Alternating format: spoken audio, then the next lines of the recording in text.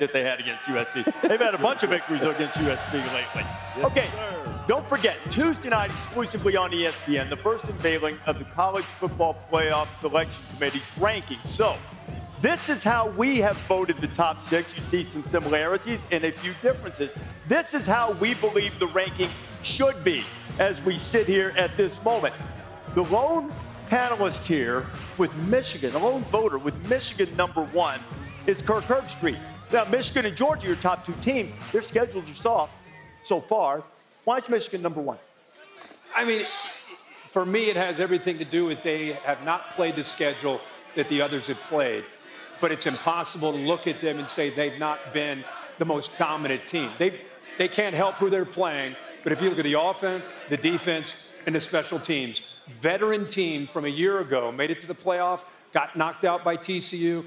Most of that team is back this year. You expect them to do what they're doing, and they're doing that and maybe that much more. I think they've just been, to me, the most consistent brand from week 1 to whatever week we're in now. We're coming into week 9. So that's why I put them just a little bit ahead of Georgia. You know, I think it's hard to argue that Ohio State has the best pair of wins of any of this group, yet you have the #6. 2 spots out. Why? I don't have a lot of faith in Notre Dame. That Notre Dame win was a big win on the road. We saw it, but it wasn't like they won the game, but it was like last second, wasn't dominant. I want to see a team that's dominant. I think that Kyle McCord is a guy who last week, didn't play great in the first half, but then he has the best wide receiver in college football. They found a way to get him the ball, and to me, that was the difference in the second half. I still need to see more out of Kyle McCord. I still need to see their running backs play on a consistent basis. Every week we hear that Trevion Henderson, who's a stud, is available, but then he doesn't play. So it's just so many question marks with Ohio State that I can't rank them above #6 right now. All right, and Trevion Henderson's supposed to play against Wisconsin tonight. Yeah, we've heard Ohio, that for the last couple of weeks. Oh, I know. I'm just saying, I'm just giving you the latest here. If Ohio State doesn't have the best group of wins, then Florida State does, with the win against LSU, the win at Clemson, wherever you think of them, and they also beat Duke.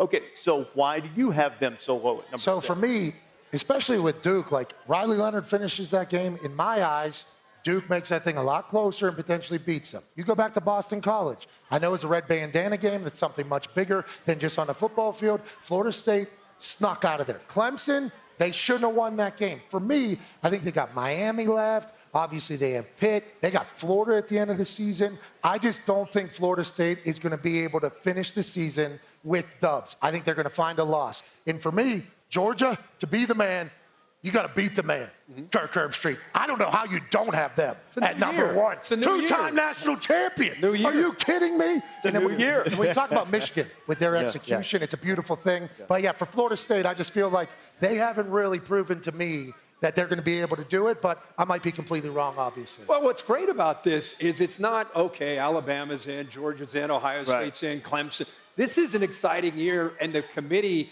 has a lot of work to do because you could take those 6 teams, shake them up, and anything could come out at the top 4. Let's not forget some of these one-loss teams that are out there that are eventually going to get back into this if they keep winning. Alabama, Texas, Utah, Oregon. Yeah. I mean, we're nowhere close to this thing ending, but it does get you excited thinking about Tuesday, the first ranking. And this time next year, we're going to be talking about a 12-team bracket. I want to give you a little peek. Here's how we've seeded them.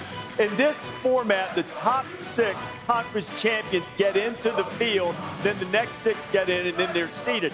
At the moment, Utah's not in there, but to show you what the meaning of this type of game will be next year, this would be one of those swing games. If Utah wins, to put them in the field, it might knock Oregon out. So a lot coming up. Give me something.